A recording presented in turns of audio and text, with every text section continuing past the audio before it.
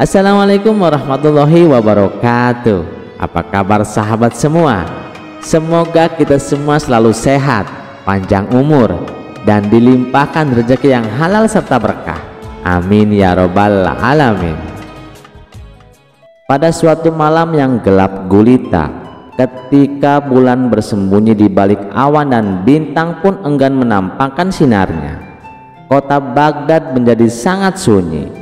Hanya suara serangga malam dan desau angin yang terdengar di sepanjang jalan setapak yang membelah hutan kecil di pinggir kota. Di jalan itu tampak Abu Nawas berjalan sendirian. Ia baru saja pulang dari sebuah desa untuk mengobati seorang petani miskin yang sakit parah. Karena kebaikan hatinya, Abu Nawas tak meminta upah sepeser pun. Kini ia hanya membawa sehelai jubah lusuh, tongkat kayu, dan sebuah kantong kecil berisi roti kering. Namun siapa sangka, di tengah perjalanan itu bahaya sudah mengintainya. Di balik pepohonan, sekelompok begal sadis sedang mengintip. Mereka dikenal kejam, tak segan membunuh demi harta. Pimpinan mereka adalah seorang bertubuh tinggi besar dengan mata melotot dan wajah penuh bekas luka. Lihat itu, seorang lelaki sendirian. Malam ini kita dapat mangsa muda, bisik si pemimpin begal. Anak buahnya mengangguk dengan penuh semangat. Mereka sudah lama tak mendapatkan jarahan. Langkah Abu Nawas terhenti. Hatinya yang waspada mulai curiga. Telinganya menangkap suara ranting patah di kejauhan. Ia memandang ke sekitar, tapi terlihat hanya gelap dan bayangan pepohonan. Astagfirullah, sepertinya aku sedang diincar makhluk jahat malam ini, bisik Abu Nawas dalam hati. Namun ia tetap tenang. Bukan sifatnya untuk panik. Ia mulai memikirkan cara agar bisa selamat. Dan di saat itulah muncul ide cemerlang di benaknya. Abu Nawas tahu betul, para begal biasanya takut pada satu hal, hantu. Di zaman itu, banyak orang percaya bahwa hantu gentayangan sering muncul di jalan sepi, terutama di malam gelap seperti ini. Abu Nawas tersenyum tipis. Ia melepas jubahnya perlahan. Kemudian, dengan roti kering yang dibawa, ia menggosok-gosok mukanya hingga putih seperti pucat mayat. Lalu ia mengibaskan jubahnya ke atas kepalanya seperti kain kafan. Kini penampilannya benar-benar menyeramkan. Wajahnya pucat, matanya kosong, jubahnya menjuntai seperti kain kafan, dan ia berjalan terhuyung-huyung sambil mengerang pelan. Erang Abu Nawas dengan suara berat dan seram. Langkahnya perlahan-lahan mendekati tempat para begal bersembunyi. Ketika para begal melihat sosok itu muncul dari balik kabut tipis, tubuh mereka langsung gemetar. Apa itu? Astagfirullah, jangan-jangan itu hantu, seru salah seorang anak buah begal. Diam kau, mana ada hantu, bentak pimpinan mereka. Walau sebenarnya ia sendiri mulai berkeringat dingin, namun semakin dekat sosok itu, semakin nyata kengerian yang mereka rasakan. Wajah pucat, mata melotot tanpa berkedip, dan suara erangnya membuat bulu kuduk berdiri. Darah, nyawa, desis Abu Nawas sambil merentangkan kedua tangannya. Seketika dua begal langsung lari terbirit-birit meninggalkan tempat persembunyian mereka. Pimpinan mereka mencoba tetap tenang, tapi ketika Abu Nawas makin dekat dan tiba-tiba melompat kecil sambil berteriak, "Aku datang untuk menagih nyawa kalian." Pimpinan begal menjerit, melempar pedangnya, lalu lari secepat kilat menyusul anak buahnya. Begitu para begal itu menghilang di kegelapan malam, Abu Nawas melepaskan jubahnya dari kepala dan tertawa pelan. Haha, dasar penakut. Begitu mudahnya mereka ditipu hanya dengan kain lusuh dan roti kering. Ia melanjutkan perjalanannya dengan tenang sambil sesekali tersenyum mengingat wajah pucat para begal yang ketakutan. Namun siapa sangka itu baru awal dari petualangan malam itu. Para begal ternyata tidak menyerah begitu saja. Tak lama kemudian, di sebuah tempat yang agak jauh, para begal berkumpul. Tidak mungkin itu hantu, pasti hanya orang yang menyamar, seru pimpinan mereka marah. Ia mengumpulkan keberanian dan mengajak anak buahnya untuk mengejar Abu Nawas. Kita harus menangkapnya. Kita permalukan dia karena telah mempermainkan kita. Maka bergegaslah mereka kembali ke jalan setapak itu, membawa obor untuk menembus gelap malam. Abu Nawas mendengar suara ramai dari kejauhan. Ia tahu para begal itu kembali lagi. Aku harus lebih cerdik lagi, pikirnya.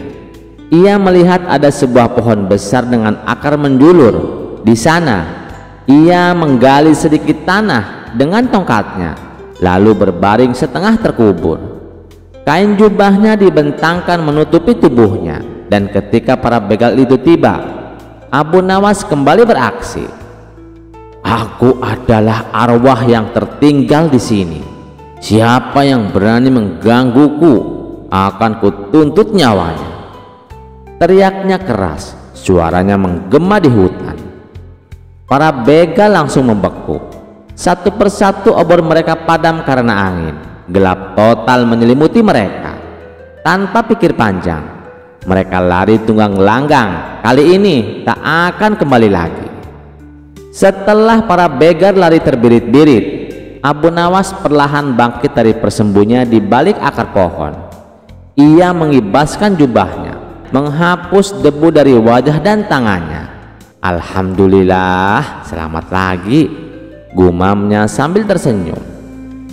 Namun Abu Nawas tahu betul malam itu masih panjang, dan bisa jadi para begal akan kembali dengan akal jahat lainnya.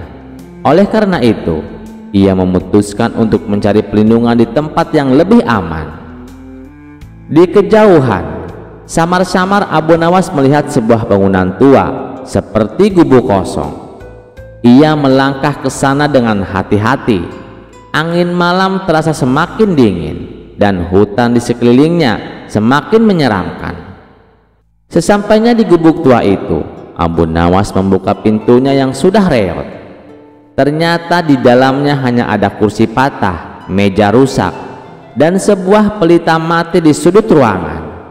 Namun bagi Abu Nawas itu sudah cukup.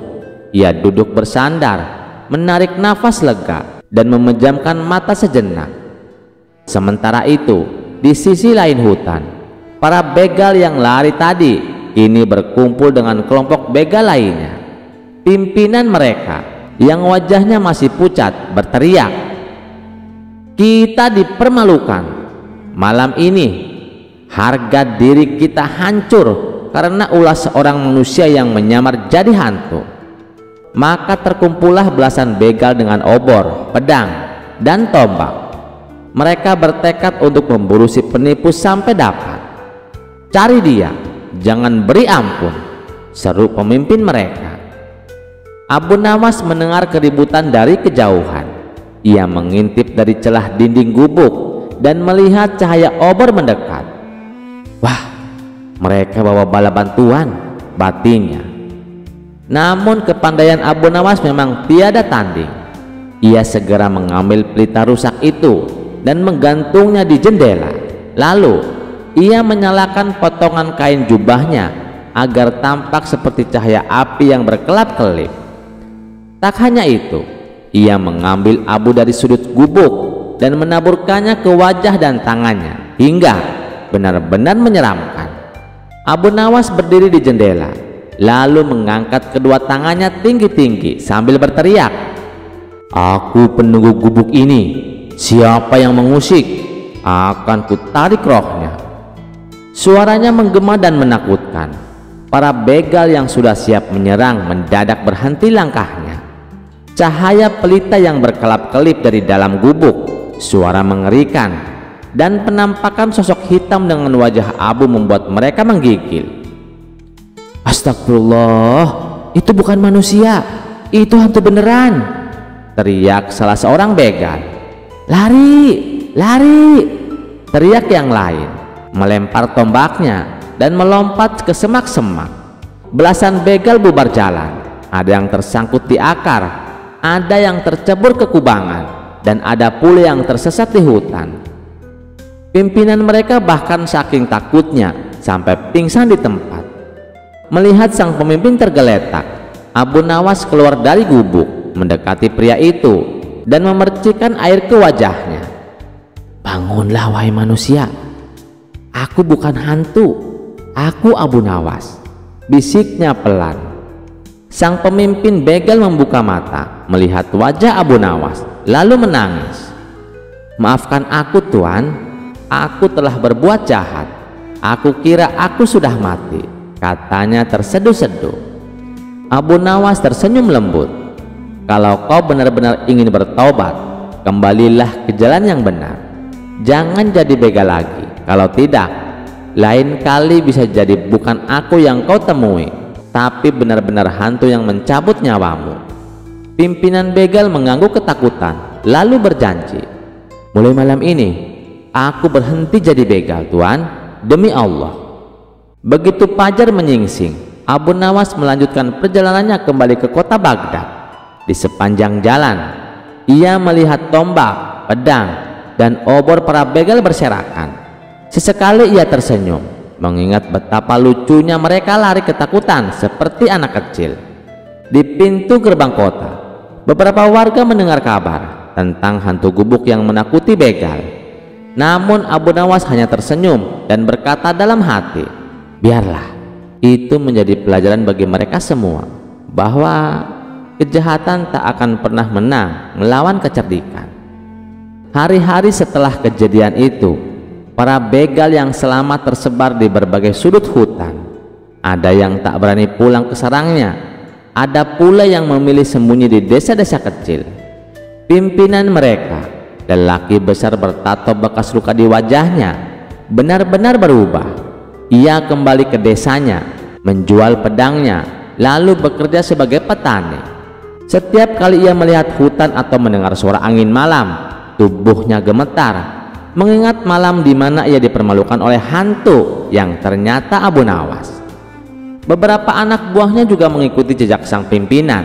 Mereka kini menjadi tukang kayu, penarik gerobak, dan buruh di pasar. Tak satu pun berani lagi mengangkat senjata untuk merampok. Kabar ini tersebar dari mulut ke mulut. Warga Baghdad dan desa-desa sekitarnya merasa aman. Jalan malam kini lebih tenang. Orang-orang tak lagi takut dirampok. Beberapa hari setelah kejadian itu, kabar tentang hilangnya para begal dan munculnya hantu penunggu gubuk sampai ke telinga Baginda Raja Harun ar-Rasyid. Raja sangat penasaran, siapa gerangan hantu itu? Ataukah ini hanya akal-akalan seseorang, pikir sang raja. Maka dipanggillah Abu Nawas ke istana. Saat Abu Nawas tiba, raja tersenyum penuh arti. "Abu Nawas sahabatku, apakah kau mendengar kabar soal hantu gubuk yang menakuti para begal?" tanya raja. Abu Nawas menunduk dan tersenyum. "Hamba dengar Baginda, namun menurut hamba mungkin itu bukan hantu, melainkan seseorang yang cerdik menyamar untuk menyelamatkan diri." Raja tertawa terbahak-bahak. "Ah, hanya kau yang bisa berkata demikian. Katakan padaku, apakah itu perbuatanmu?" Abu Nawas mengangguk pelan. "Benar Baginda, itu hamba. Hamba hanya berusaha menyelamatkan diri tanpa menumpahkan darah siapapun. Karena hamba tahu, nyawa itu amanah Allah." Raja memandang Abu Nawas dengan penuh kagum. "Luar biasa kau ini. Tidak hanya cerdik, tapi juga penuh kasih. Kau layak mendapatkan hadiah." Raja memerintahkan bendahara istana untuk memberikan Abu Nawas emas dan kain sutra sebagai tanda terima kasih. Namun Abu Nawas menolak dengan halus. "Terima kasih Baginda, tapi biarlah emas dan sutra itu Baginda berikan kepada fakir miskin dan anak yatim." hamba cukup diberi izin untuk pulang dengan selamat. Raja makin kagum pada Abu Nawas. Kalau begitu, mulai hari ini aku tetapkan jalan tempat engkau menghadap para begal itu sebagai jalan yang bebas pajak untuk para pedagang kecil, sebagai kenangan atas keberanian. Abu Nawas membungkuk hormat. Semoga Allah memberkahi baginda. Waktu terus berlalu. Para mantan begal benar-benar menjadi orang baik. Ada yang membangun surau kecil di desanya, ada yang menjadi guru mengaji untuk anak-anak, dan ada pula yang membantu penjaga keamanan desa. Setiap bulan mereka berkumpul untuk berdoa agar diampuni dosa-dosa masa lalunya. Dan setiap kali mereka mengenang malam ketika bertemu hantu Abu Nawas, mereka tertawa geli sekaligus malu. Mereka sering berkata, seandainya malam itu kami pakai akal sehat, kami tak perlu lari tunggang langgang seperti dikejar malaikat maut. Nama Abu Nawas makin harum di kalangan rakyat. Setiap ada orang yang ditindas, mereka datang meminta nasihat padanya. Setiap ada yang ingin menipu rakyat kecil, mereka mengurungkan niat karena takut Abu Nawas akan membongkar kedoknya. Dan setiap orang yang lewat jalan tempat kejadian itu selalu berkata dalam hati, ingatlah, jangan zalimi orang lain, karena bisa jadi kau akan berhadapan dengan orang cerdik seperti Abu Nawas. Sahabat semua, dari kisah ini kita belajar bahwa kejahatan tak akan pernah menang melawan kecerdikan dan keberanian. Kekerasan bisa dihindari jika kita menggunakan akal sehat. Ampunan dan perubahan hati lebih mulia daripada membalas dendam. Dan yang paling penting, kebaikan itu menular. Satu akal cerdik Abu Nawas berhasil mengubah para begal menjadi orang baik. Terima kasih sudah mendengarkan cerita ini. Sampai jumpa di cerita selanjutnya. Jangan lupa like, share, dan subscribe channel Teman Mimpi. Wassalamualaikum warahmatullahi wabarakatuh.